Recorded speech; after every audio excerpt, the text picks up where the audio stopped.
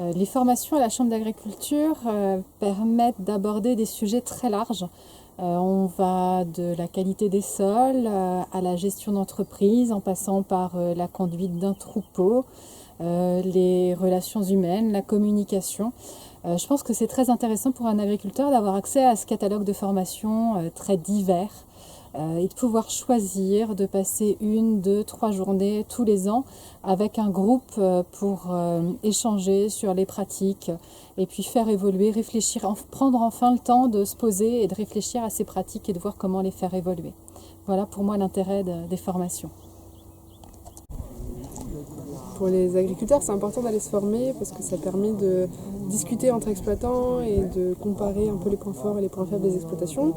Ça permet aussi de connaître les points de vigilance et les choses sur lesquelles s'arrêter pour mener à bien un projet, que ce soit un projet d'investissement, un projet de conversion, un projet d'installation, les évolutions de son système, etc.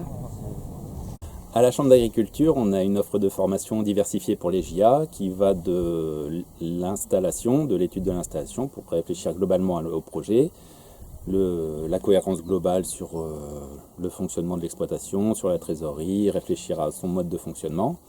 Ensuite, on a une offre diversifiée sur les mises en société pour réfléchir à l'humain, au fonctionnement entre père-fils, entre hors cadre.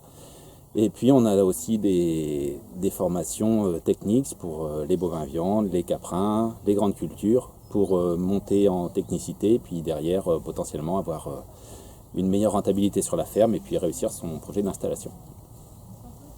Donc voilà, on a différentes formations et ces formations-là, ça nous permet, nous, de pouvoir mobiliser des agriculteurs qu'on a des fois déjà rencontrés avant pour qu'ils puissent pour apprendre plus en fait en formation, pour rencontrer aussi des collègues.